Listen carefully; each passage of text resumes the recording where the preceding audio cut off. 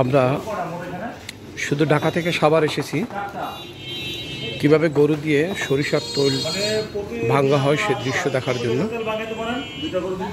আপনারা দেখছেন যে এই গরুগুলো থেকে সরাসরি, এই হলো মহাজন, গরু থেকে সরাসরি সরিষার তেল বের করা হয়। অনেক পরিশ্রম করে গরুগুলো, কোনো লোক ছাড়াই এটা চলতেছে। গরুর চোখ বেঁধে দেওয়া হয়, কারণ চোখ বাঁধার অন্যতম কারণ হচ্ছে গরুগুলোর যাতে মাথা ঘুরিয়ে না আসে, ওরা যেন বুঝতে না পারে যে ওরা আসলে ঘুরতেছে।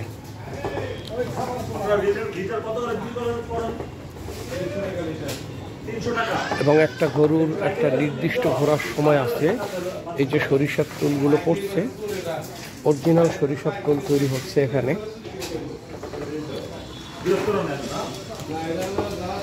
আর একটা গরু জুড়ে দেওয়া হলো, ও চোখেও আটকিয়ে দেওয়া হলো, জানে ওর সরিষার তেলটা, এই যে সরিষার তেল বের হচ্ছে। দেখেন ভাই, আপনার সাথে একটু কথা বলতাম। কথাটা হচ্ছে, আপনার গরুর চোখ বেঁধে দেন কেন? গরুর চোখ না মারলে গরু ঘুরবো না, এই টেলিং এরকম দেওয়া হয়েছে। মানে গরুর চোখ না বাঁধলে গরু ঘুরবে না?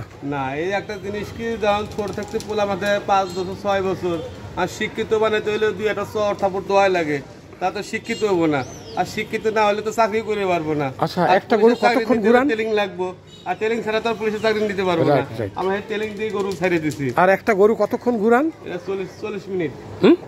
40 মিনিট পর পর চেঞ্জ করে দেয়। কারণ কি এইটা কেন? একটা গরু কি 40 মিনিটের পর ঘুরতে পারে না?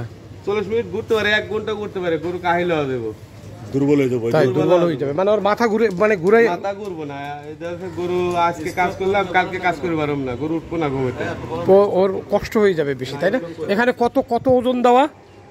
এটা ওজন প্রায় 3 মনের কাছাকাছি আছে। 3 মনের? হ্যাঁ। তার মানে 3 মন ওয়েট নিয়ে তারপরে গরুটা ঘুরতেছে, তাই না? এখানে টানতেছে আর কি। এটা স্লো, সব স্লো। চোখ না পানলে গরু ঘুরে না।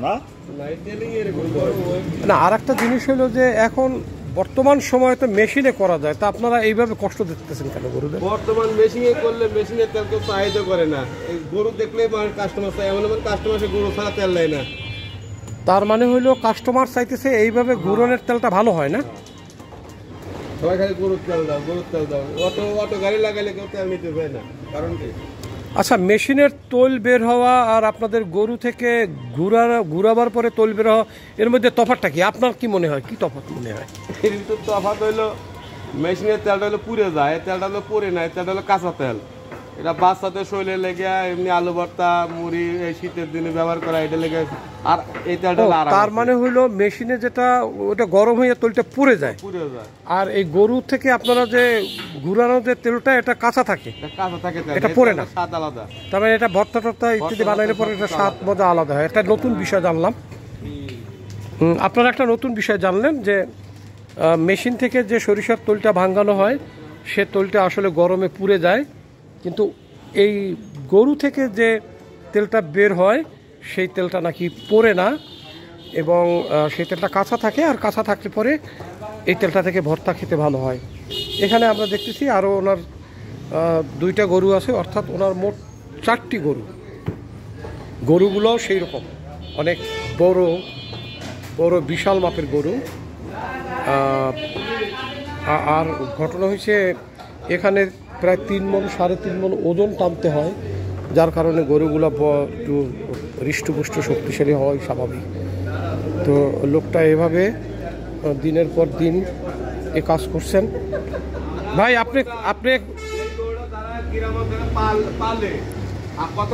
আপনি কত বছর এই কাজ করতেছেন? কাজের বয়স প্রায় 26-27 বছর। 26-27 বছর? আপনি দিনে কত তেল নামাইতে পারেন? এরা দুটো মিলে মনে করেন সারাদিনে 40 লিটার তেল হবে, এর বেশি হবো না। আর রাতে? রাত বন্ধ। রাতে কাজ করেন না? না, রাতে কাজ করে। কটা থেকে কটা পর্যন্ত কাজ করেন আপনারা? সকাল 6টা থেকে 8টা পর্যন্ত। রাতের 8টা? রাত 8টা। যাক, চমৎকার একটা বিষয়। এবং যে বিষয়টা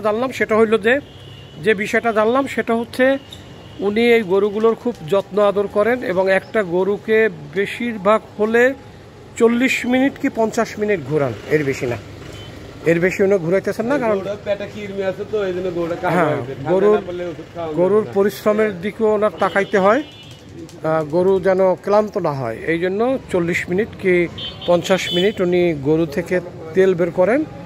সরষের দাম কমে গেছে, ওটাকে আপনার সবগুলোই তো মর্দা গরু, তাই না? সরষের বাজারে গেলে তাই হ্যাঁ, আপনারা দেখছেন সবগুলোই মর্দা গরু। একটা চমৎকার দৃশ্য, আসলে সচরাচর বাংলাদেশে এখন খুবই কম দেখা যায়।